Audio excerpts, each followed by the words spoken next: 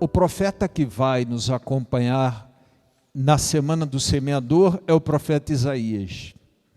Hoje a primeira leitura é retirada no iniciozinho, primeiro capítulo do profeta Isaías. O livro do profeta Isaías, de acordo com os estudiosos, ele tem 3 grandes partes, e cada uma dessas partes está ligada a um período diferente da história dos judeus. O que leva a crer, por exemplo, que Isaías, o profeta, é autor de uma destas partes e que talvez um discípulo de Isaías tenha colaborado na composição de outras partes.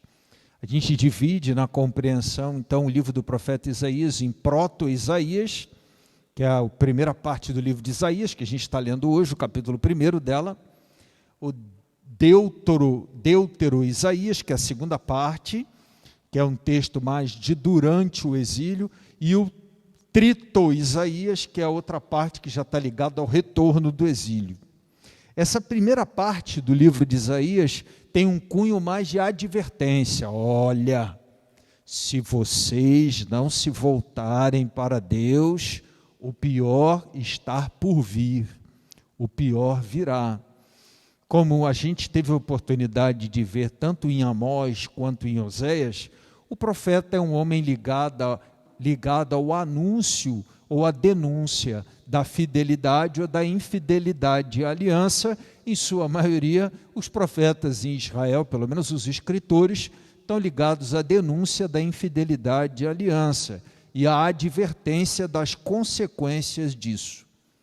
No primeiro capítulo hoje de Isaías, é uma espécie de grande chamado à justiça. Esse chamado a gente viu que fez parte do anúncio de Amós, fez parte do anúncio de Oséias e não deixa de fazer parte hoje do anúncio de Isaías, quando Isaías diz assim: voltai para Deus o coração, afastai de vossa presença o mal, praticai o bem e praticai a justiça. Por que esse caráter repetitivo? Por que, de novo, um outro profeta vem fazer esse anúncio? Porque Isaías é um profeta mais ligado às tradições do sul, enquanto Amós e Oséias, profetas mais ligados ao norte. Nós acompanhamos recentemente, a profecia de Oséias e de Amós de advertência em relação ao norte. A advertência de Amós e de Oséias depois acabou se cumprindo com a invasão de Sargão, o rei assírio, que foi tomando conta do norte, do santuário de Betel, a começar pela Samaria, e foi descendo. Mas Isaías já é um profeta de advertência para o sul, dizendo assim, o que aconteceu com o norte, que se deu pelo fato deles não terem escutado os profetas, atenção, pode acontecer com vocês. Então, uma grande chamada à conversão pela prática da justiça, que deve começar pela prática da justiça para o sul, para que a desgraça não se abata sobre eles. É interessante que o profeta Isaías acaba tendo, nessa primeira parte do livro dele, um anúncio que guarda semelhanças com o anúncio de Oséias e com o anúncio de Amós, que é um grande chamado à conversão e um grande chamado à prática da justiça. Ocorre, inclusive, no texto de hoje, algo muito semelhante, e ocorrerá também no texto de amanhã, que a gente não tem missa. Um dado momento, Isaías diz assim: o que adianta os vossos cultos, os vossos holocaustos, vossas oblações, se vossas mãos estão cheias de injustiça, sujas, manchadas de sangue? Ou seja, a injustiça não combina com a fé, com a prática dos cultos, com a prática dos holocaustos, das oblações. Isso poderia agradar a Deus e seria de muito bom tamanho se fosse feito por um coração justo, uma espécie de celebração da justiça vivida entre eles.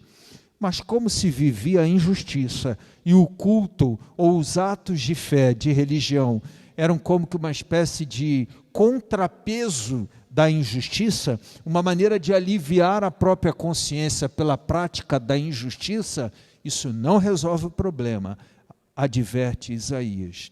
É um culto que brota de um coração injusto, de uma mão suja de sangue, e que, portanto, não agrada a Deus. Fica claro, portanto, na primeira leitura de Isaías, claro também no texto do Evangelho, quando Jesus, às vezes mal interpretado, diz assim: eu não vim trazer a paz, eu vim trazer a espada, no sentido de justiça, né? Eu quero que se cumpra a justiça. Se a paz significará, de alguma forma, aquela coisa do silêncio do oprimido e a imposição do opressor, de alguma forma ali está a injustiça, então ali não está a paz. Então, para aquele tipo de paz, o Senhor anuncia que Ele veio trazer a espada. Há um grande convite, portanto, é a semente do primeiro dia da semana do semeador, a prática da justiça.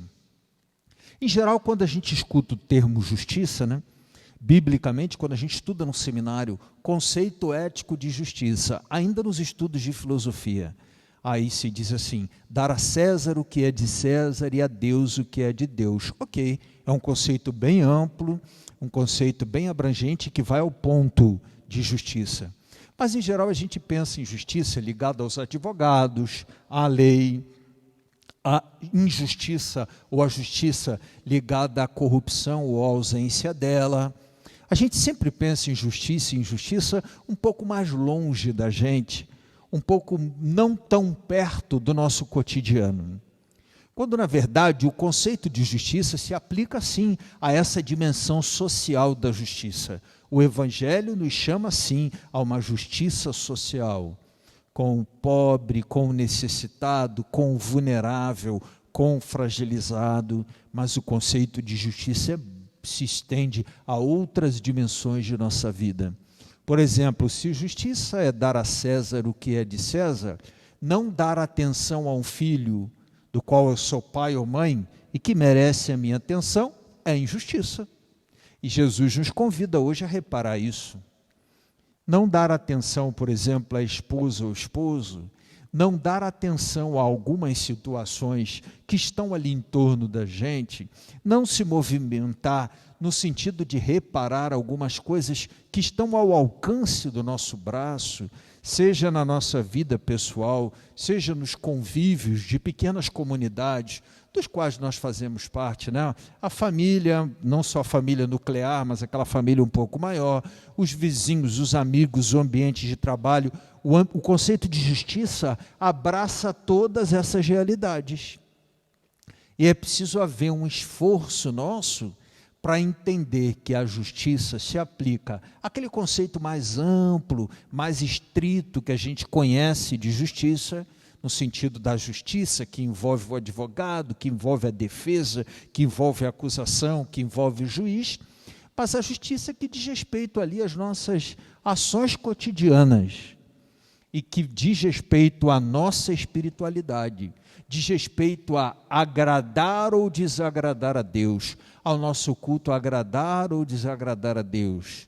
A minha reflexão de hoje, por exemplo, eu me fiz uma série de perguntas acerca de possíveis injustiças que possa ter cometido ou que tenha cometido ou esteja cometendo, por exemplo, em relação aos compromissos que eu tenha com os paroquianos, na paróquia, com a atenção, com uma série de outras, com a família, uma série de outras questões que estão sempre ali, embaixo da nossa reflexão e do nosso alcance.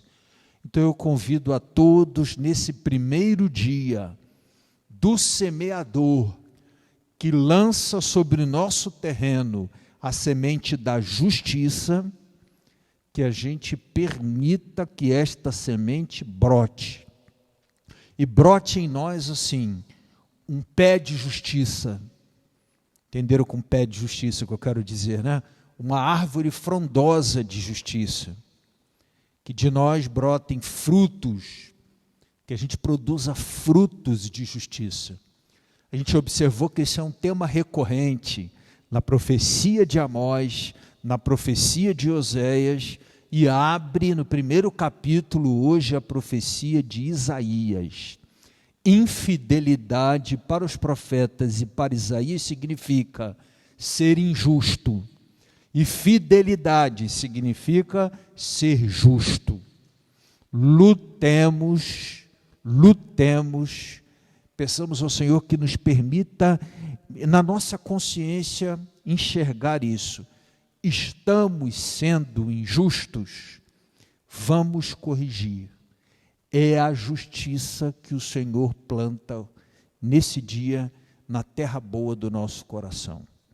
Vamos com alegria acompanhar nosso canto das ofertas, oferecendo nossa vida, família, trabalho, nossos planos, projetos, perspectivas e oferecendo nosso terreno. Senhor, que o seja uma terra boa, para que a semente da justiça brote.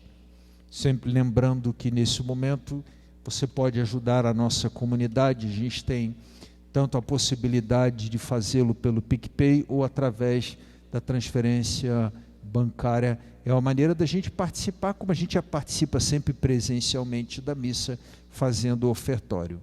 Vamos com alegria acompanhar nosso canto das ofertas.